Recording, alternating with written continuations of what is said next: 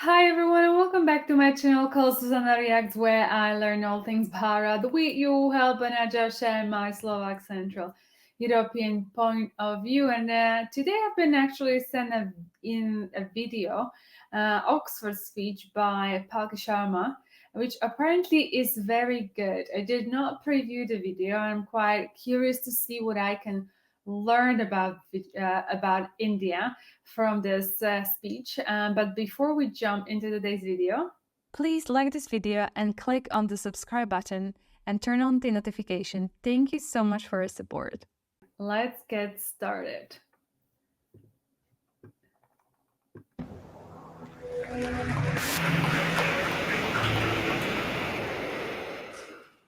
Thank you, Mr. President. Namaskar and good evening to all of you. We're debating India's path tonight, and I could wrap my argument in one sentence borrowed from the White House. Go to New Delhi and see it for yourself. But I've been given more time than that, so I will tell you what I see. Earlier this week, I was on my way to the Delhi airport. There was a lot of traffic. At one point, the car stopped. On the roadside, I saw two vendors. One was selling fruit, the other was selling coconut water. What caught my attention was not what they were selling, but how they were selling it. Both had a QR code prominently displayed. And every single customer walked up to them, scanned this QR code, and paid for their purchase, every single one of them. To me, this is a picture of today's India. It shows three developments, three of the many developments I shall list out tonight. Number one is financial inclusion. Both the vendors had a bank account linked to their mobile phone. Number two is internet or mobile penetration, what we call digital India. It was 15% 9 years back. It's 48% today. And number three is the airport traffic. It just keeps swelling, even though we are at the receiving end. We see what it shows. From 67 million 9 years back to almost double now. To me, these things signify the path that India is on. The previous speakers have defined the motion well, but in case the evening drinks have kicked in, let me repeat. This House believes Modi's India is on the right path. And how do you determine if the path is right or wrong? You look at numbers, data, surveys, reports. I shall refer to all of these as I make my arguments. But I also want to dwell on something that's more personal, more important, I think, yet unquantifiable. I'm talking about the experience of living in today's India. I have lived in many Indias. The wary India where exciting policies and positions were abandoned. The self-doubting India, where decisions were taken based on global opinion. And today, a more confident India where the world comes for leadership and inspiration. You cannot put a premium on that. Indians are more prosperous at home and hence more confident abroad. Let me also tell you what I saw at the airport here in London, at the immigration counter. I saw Indians proudly flaunting their passport, none of the fidgeting or self-doubt of the last century. And if I may add, the immigration officer almost looked impressed. She was either a fan of India or just worried that she was holding up one of Rishi Sunak's relatives. We are proud of what we share with the world. Bollywood, masala chai, yoga, cricket. India today is a soft power giant. At the same time, India is not a timid democracy that tolerates terrorism or betrayals. When Pakistani terrorists attacked Kashmir's Pulwama, India carried out surgical strikes on Balakot. Today's India is not a pushover country. It's a world power denied. Today, invasions and colonialism are part of our history, not our identity. We are shaped by years of subjugation, not defined by them. We are excited about our global responsibilities, not wary of them. This change in confidence comes from growth at home. Which brings me to the numbers. I'll start with India's welfare state system and how it has fared in the past decade. 110 million new gas connections, 470 million bank accounts, 220 million insurance beneficiaries. And to be fair, the welfare concept is not new to India. It's been there for a while. What's new is the approach. It's not just about putting more money in the pocket, it's about empowering people. And the result, once again, the evidence shows in the numbers. India's per capita income has gone from 86,000 rupees in 2014 to 172,000 rupees now. It has doubled. And a big reason for that is the falling inflation, from more than 8% 9 years back to less than 6% today. And this, ladies and gentlemen, is in the middle of a global cost of living crisis. Foreign direct investment is at its highest level. Foreign trade is at its highest level. The growth mantra is connectivity. And I don't have to tell the British that. First thing you did in your colonies was build roads and railways. Our growth story has been about two Indias: the urban India, the bustling urban India, and a sluggish rural India. Today, we are trying to connect the two. We are building more than 38 kilometers of highway every day, which is 50% more than what it was 7 years ago. The number of airports has doubled since 2014. The total capacity at seaports has doubled. This connectivity is what is driving India forward. You mentioned GST. Our constitution calls India a union of all states, which is a great tribute to our diversity. But it also meant 28 different state economies, different taxes, different trade practices. This government tried to unify it to create a single Indian market. It took time, but the result is this today. Tax collection is at its highest ever. The number of taxpayers has doubled since 2017. I have a lot of data I could go on, but you get the drift. So now I'm going to talk about India's global position. Because your path is also about your role in the world. Are you a troublemaker or a consensus builder? I think there is no doubt as to where India stands. India is a member of the Quad and the SCO. India is invited to the G7, but is also a member of the BRICS. India rubs shoulders with the West, but also leads the global South. Which other country can claim to juggle these roles? And how does India do it?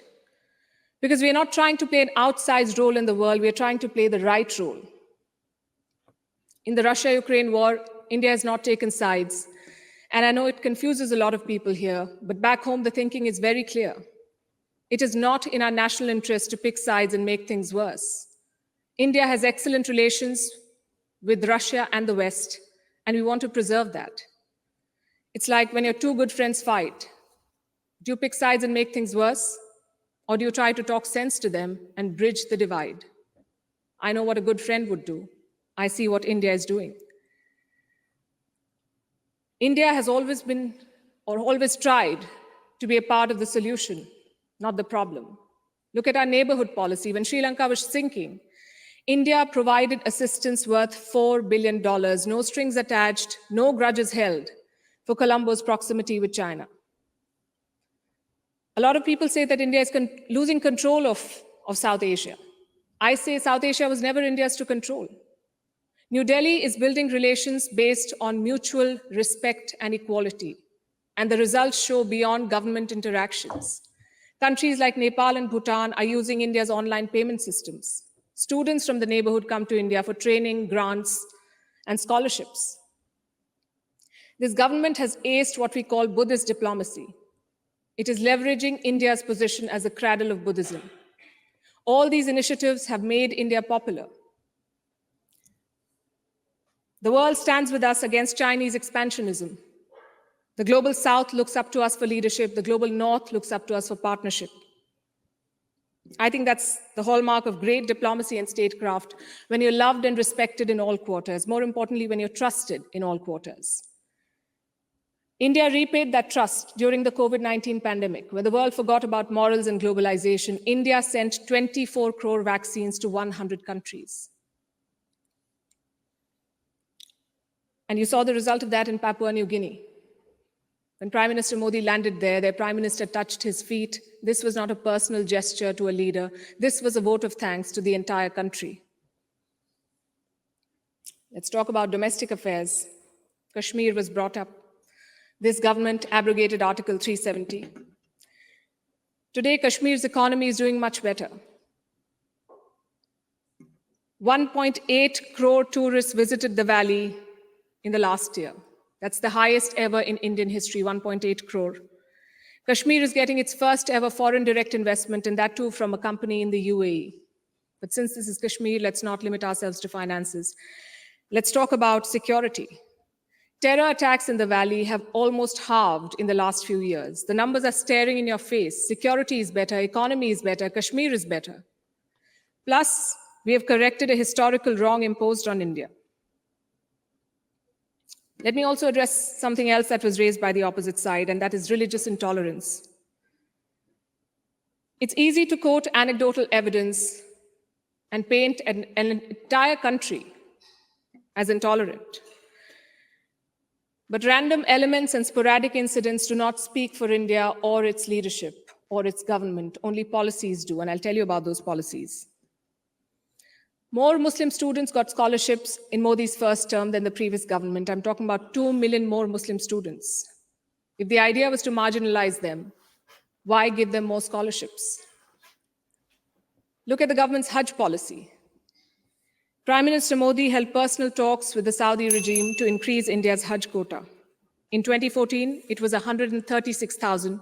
By 2019, it was more than 200,000. Again, if the idea was to marginalize Muslims, why increase the Hajj quota? This government abolished triple talaq. Would you call it reform or repression? Let me also tell you what a Pew study found in 2021. It runs counter to every argument that will be made here tonight. It found that 89% of all Muslims and Christians in India say they're free to practice their religion. I'll repeat, 89% of all surveyed Muslims and Christians, but no, let's build on perceptions and anecdotes, not on facts. I would also point you to all the social schemes, the bank accounts, the gas connections, the insurance policies. They're available to all citizens of all religions. Does that mean India cannot do better?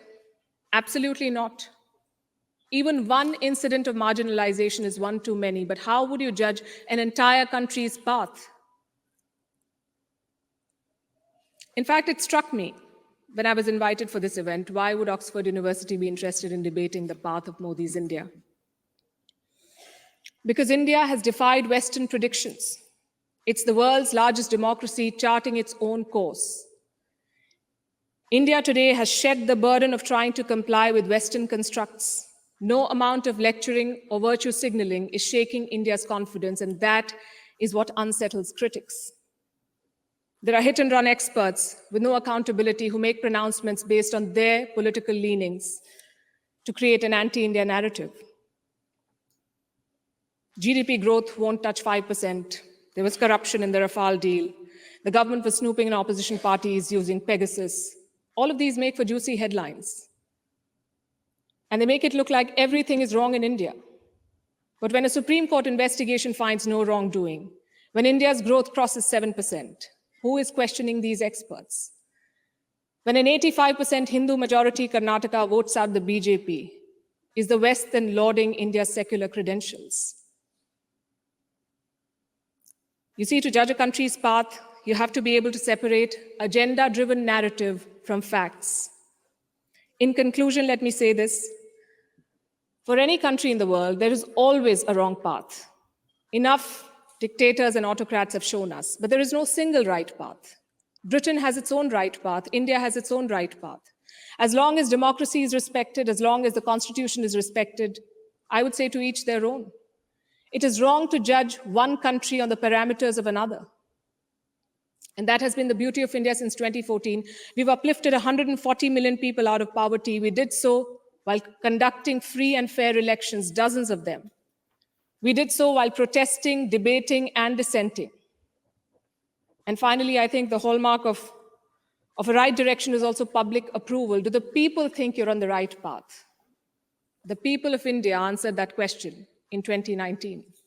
Thank you. All right, so it looks like this was the end to her speech. And my first thought is, since I guess it's a popular video, how do you feel about what she has mentioned in there? I would just be curious, like, what she has delivered, how does that make you feel about you, about India, where is India going, etc. I'll be curious to know in the comments. So for me, there were few things. I'm again, and I'll just say it very clear for those that think that this is a political channel. This isn't a political channel, and I am not a political person. Nowhere leaning. If anything, I like to hear all different opinions. So if people have that perception and they are expecting a political commentator, this is not this channel. This is a common person learning about India from different sources, and that's as how much story there is to it. What was interesting that she has mentioned is the payment system. I know that it is apparently very popular there and makes things very easy. I don't really know much about it. I just know it's of interest, I guess, of different countries as well. I think the story about the passports was quite particular for me, I guess, because you have that relationship with the Britain and why. And I was just curious, and there's no judgment in this or anything, just pure curiosity. Like, why would you? And I might know the answer, but I just want to know from you, why would an Indians be afraid of, let's say, showing their passports? I think, if anything, I don't know how much you're aware, but the West is going through, since COVID and the Black Lives Matter movement, through a huge push for diversity, inclusion in every single company, etc. And that is paired with sustainability. So if even if people would not be in England for the diversity and inclusion and feeling maybe more tolerant to other nations, it's almost like now in every company DNA, if you would just find 100 companies and show their read their manifestos or their values, you will certainly hear diversity and inclusion and non-discrimination. It's just super key and super key for them to recruit the people, whether this is really true or they're just doing it just as a take back exercise. But just so you understand it, this is a huge movement, and in a way has nothing to do with India, but it has to do with just overall inclusion of different minorities. So yeah. And there was one more thing. She was talking about that the invasion and colonialism is in their past and is not part of the identity. And I would love to understand that more, because reading the comments, it does not feel that way. At least, like I might be misinterpreting it, but it does certainly feel like the marks of colonialism are still very much there. I'm just making that blanket statement, and I'm not like here to state it as a stated, but more to inquire based on what I'm reading in the comments. So I would love to maybe gauge a bit more clarity how, because she says it's not there, but then to me the comments show that it definitely has an impact on psyche. So so I would love to know if you could let me know how maybe she has meant it and how you see it. It's quite interesting for me. And she also mentioned that the world leaders come to India for leadership and inspiration. If you have any kind of example on that, I would love to know about that. And I really like that she mentioned that your inflation is going down. Great for you, honestly, well done. Well, the rest of the world is a different scenario, and she has also mentioned that, which actually struck me a bit. I'm sorry, because I'm looking at my notes. That your tax collection as it is at its highest. Sorry. And I think that just maybe 2 days or so ago, I was listening to something, and they said that the kind of success of a government is if the amount of taxes that they are able to do, and something along the line that if you have lower taxes, it's better for country because the chances are you're able to collect them better. I don't know. I don't know, but it was certainly interesting to hear her to say that point. Obviously, I cannot comment on any political affairs or internal affairs. I'm not privy to that, and again, I'm not a political commentator here, or I'm aspiring to be. But overall, for me, it was very interesting. I felt like very inspirational speech from her, and this is why my first question was about like how you actually felt her speaking on the subject, and how that, you know, what that meant for you.